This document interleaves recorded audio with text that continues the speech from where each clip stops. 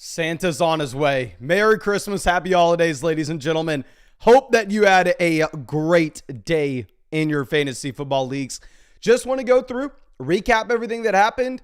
I know obviously this isn't going to change too much of what we are doing next week. If you're in the championship, probably already know how you're handling your team at this point.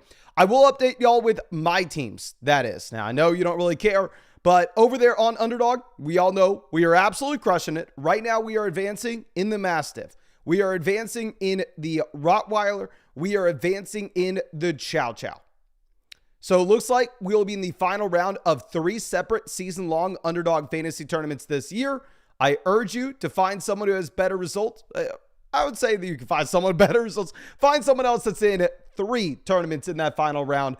I will say, however, the Rottweiler, we're probably going to lose that spot. If we're going to be completely honest, looks like we are going to get bounced, assuming the 49ers play a regular 49ers style football and they score a lot of points. Now, if CMC craps the bed for the first time ever, then maybe we can hold on to that spot, which would be exciting.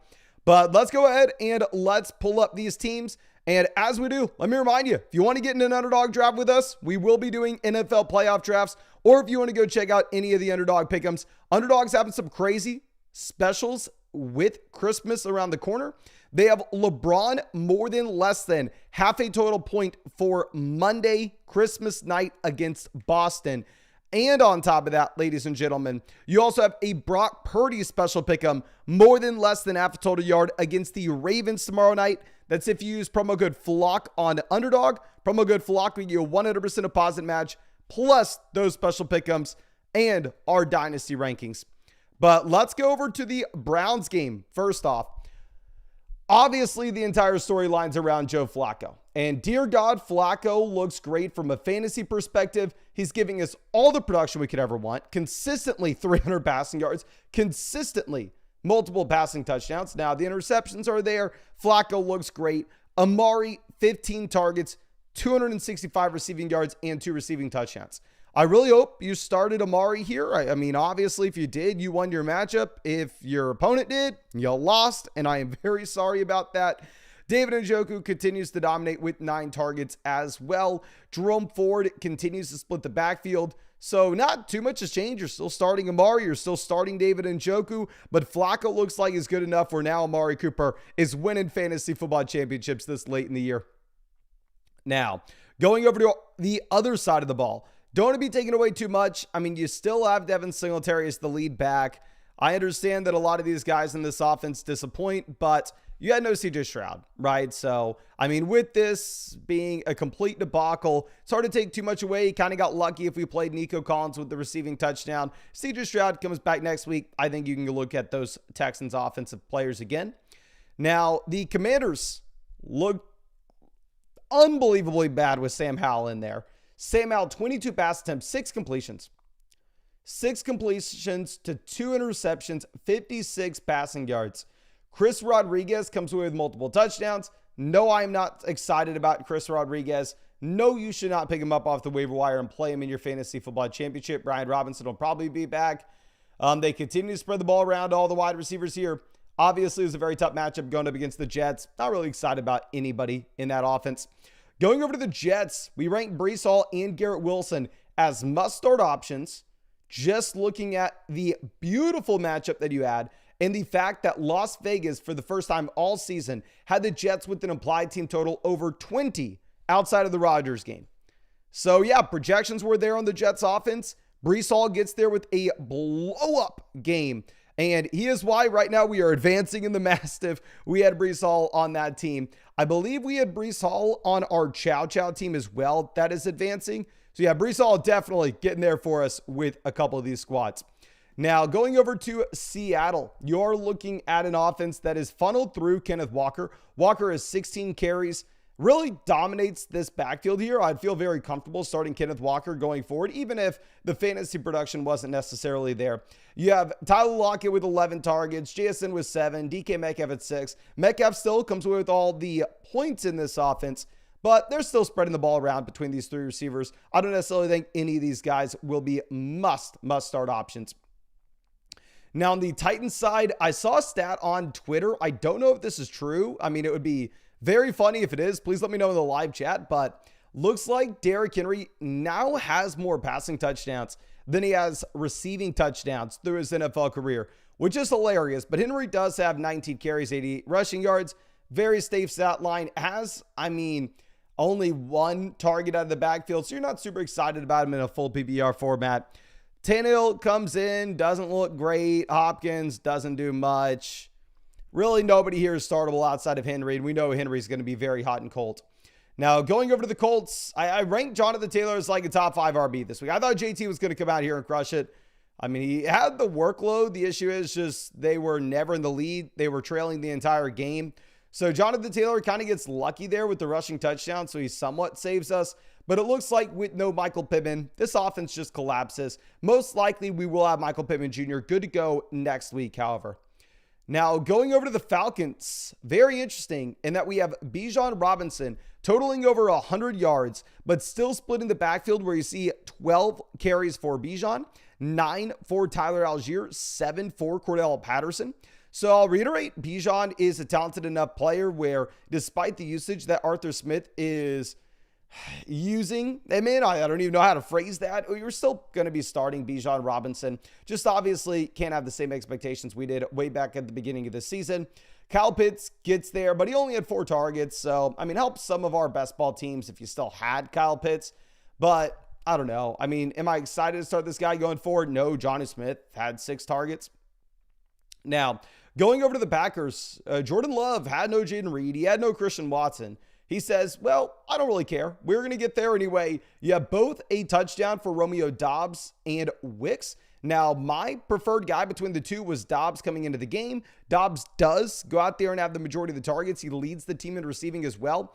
I think Romeo Doubs will yet again be a player that you are looking to start next week if you have no Jaden Reed or no Christian Watson. If one of them plays, I'm not excited about anybody. They'll spread the ball around everywhere. And something I need to take a massive L on this week. Looking at Aaron Jones last week with no AJ Dillon, Aaron Jones really didn't have a nice workload, did not look good. The offense was not great. Now AJ Dillon comes in. AJ Dillon does take the rushing touchdown, but Aaron Jones still has 21 carries, 127 rushing yards. Now, he only has 1 reception, 8 receiving yards, so it's not like Aaron Jones had a phenomenal fantasy football day if you look at his raw points, but, it definitely could be much better, right? We could have been sitting here, and Aaron Jones could have crushed you with 30 points if he had a couple touchdowns. Now, the Panthers side of things was very surprising. I had DJ Chark in one of those best ball leagues, which was, exciting at least for me. We're going to reiterate, nobody here is startable outside of Chuba Hubbard. It was a fine game from Bryce Young. Hubbard continues to lead this backfield. I'm still not super excited because he's not a great running back. It's not a great offense. So, yeah, I'm not excited about anybody here, but you can go through and start Chuba Hubbard. And do not rush out there to pick up DJ Chark, play DJ Chark. It ain't happening. Now, going over to the Vikings, the passing volume through the roof here. KJ Osborne got there. Justin Jefferson got there. Obviously, only started Osborne if it was a best ball format. Jordan Addison did not. If you're looking at this, you had a couple injuries in this offense. Hogginson gets banged up. Justin Jefferson looks like the guy you drafted at the 101, right? Crazy to see this kind of passing volume from Nick Mullins, where you have 411 passing yards to 17 total rushing yards in this offense. I think this kind of goes to say that, yeah, this Detroit Lions defense is going to allow a lot of passing volume. Also, we know the Lions have one of the best offenses in the entire NFL. So, any game the Lions are going to be in is just going to be a complete shootout. Now, with the Jacksonville Jaguars, this is a complete tailspin. Travis Etienne kind of fell flat for us in a couple key spots. Ridley gets there. Ridley's looked great with no Kirk. The volume's been a lot more consistent. Evan Ingram has had the consistent volume as well. He had 15 targets in this game. But yeah, if this offense just isn't what it was at the beginning of the year, it's much tougher to go out there and get excited about Travis Etienne as we were at the beginning of the season. Now, looking at the Buccaneers, Mike Evans comes through. And this is literally the perfect example of what's happened all season. Chris Godwin, 11 targets. Mike Evans, 8 targets. Mike Evans comes through with what? Simple math here. I believe about 27 fantasy points. Chris Godwin comes through with about 13 to 14. Rachaad White still dominates as a 3-down back, extremely inefficient, averaging slightly less than 2 yards per carry, but gets there with the rushing touchdown. Also has 6 receptions out of this backfield. So in a full BBR format, you are super excited to go out there and start Rachaad White every single week. But, I mean, there's not too much to discuss. I will say, I think the Bucs should be looking to hold on to Baker next year. I mean, especially if you're looking at the record of this team, they're not going to be able to draft a good quarterback. I feel like Baker's proven everything he has to prove to hold on to this job next season. And 9 times out of 10, I'm willing to go out there and I'm willing to say, you know what? Just draft someone, roll the dice, shoot for the stars, try to find someone like Justin Herbert. But no, I think the Bucs should hold on to Baker. And I'm sorry, did not realize we skipped over the Lions. Going over to the Lions, you have Gibbs, Montgomery remaining as must-start guys every single week based off how good this offensive line is. Jahmyr Gibbs looks like a locked and loaded top 5 running back. In Dynasty, I have Jahmyr Gibbs as my RB1 overall. We updated that early in the week.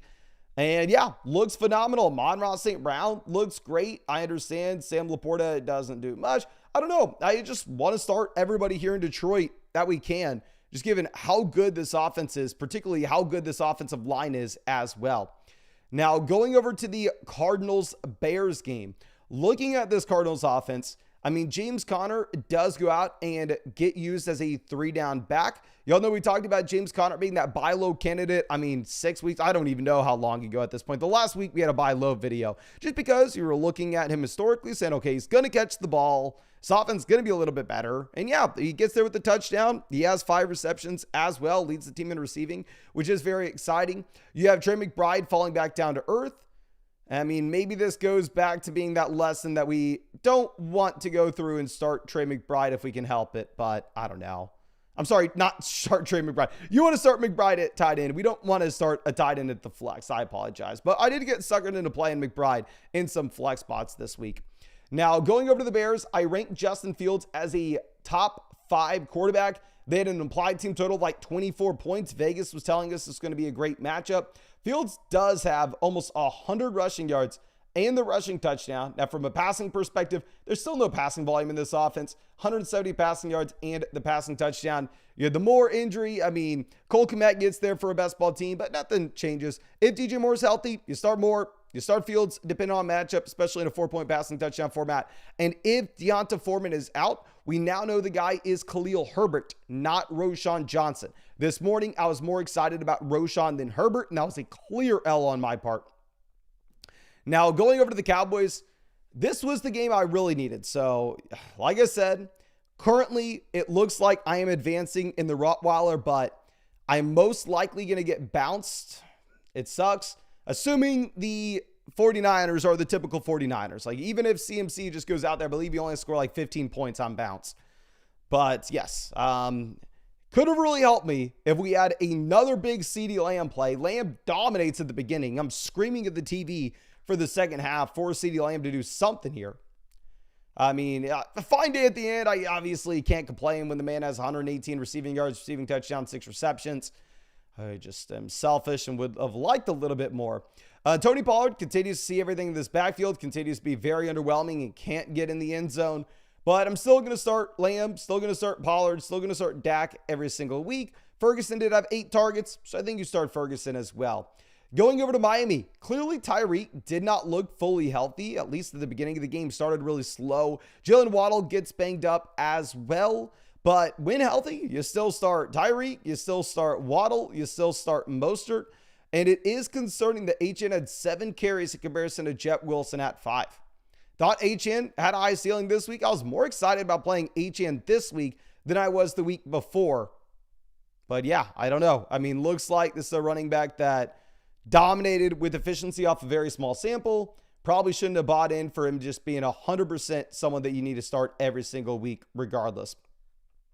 Now, let me go ahead and pull up some of these questions that we have. And as I do this, ladies and gentlemen, let me remind you, please, if you have not done so already, hit that like button. Let me know in the live chat or the comment section if you won this week, what you need to happen tomorrow to lock up your win.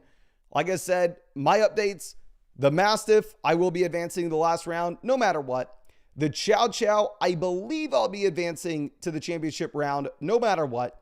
The Rottweiler, I will be advancing if the Niners absolutely crap the bed, which is unlikely. I will most likely be getting bounced from that one. And then I didn't pay too much attention, honestly, to like the $5 puppies and stuff. Maybe I sneak one of those through. But obviously, I care a lot more about the $1,000 buy-in, the $350 buy-in than I care about the others. But yeah, thank you so much. And if you wanted to get in one of those underdog drafts with us ever, or if you wanted to go check out any pick'ems, you can find that link in the description, in the comment section. Promo code FLOCK, get you a 100% deposit match, plus our rest of season rankings and dynasty rankings, plus a Brock Purdy special pick'em, more than less than half a total yard for tomorrow night, and a LeBron James special pick'em, more than less than half a total point for tomorrow night as well. So make sure you take advantage. But let's go through and let's check this out. Just Sherman says, played Walker over Zeke, RIP the playoffs. I'm sorry to hear that, my friend. I will say Zeke had that nasty hurdle. That was nice. BB says, destroyed my girlfriend in the semi. Bittersweet. My man, that's not a good business decision. I'll tell you that much. Planet Rest is down 17 points with Jacobs and Rice left to play. If you have Jacobs and Rice, you got it, my man. Full BBR format, my money's on you. Garrett says, up 30 right now. Opponent has Purdy, Kelsey, Ayuk, and the Niners defense. I have Philly and Lamar. What do you think? Lamar, Purdy, call it a wash. The Philly Niners defense, honestly, give me the Philly D. Do I think Ayuk and Kelsey drop 30? It's going to be close. If it's a full BBR format, I'd probably slightly rather have your team, league mates, your opponent's side. If it is a non-PPR league, I'd probably rather have yours. D. Larson says, hey Mason, Merry Christmas, bro. Up 121 to 66. We have the Philly defense to go, so call us 131, 132. Opponent has Kelsey, Devontae, Tucker. Okay, so essentially, we just have to make sure they don't drop 60 with Kelsey, Devontae, Tucker. You're safe, my friend. I think that you are in a great spot. Now, next question coming out from Joey says, full BBR down 3. Opponent has Adams, likely Moody left. We have Lamar and need to choose between Swift and Devonta Smith. Who do we start? I'm going to be going with DeAndre Swift. And that's going to be close. That will be close. My hesitation is just Devonta Smith dealing with the injury earlier in the week, where I don't know how excited we are to go out there and roll those dice, my friend. Now, Vavita says, in the championship now against a team with Tyreek Evans, CMC, Kyler, Baker, Bijan, Kyron, Swift, Lamb, Puka, Ridley, Goddard, Reed, Palmer.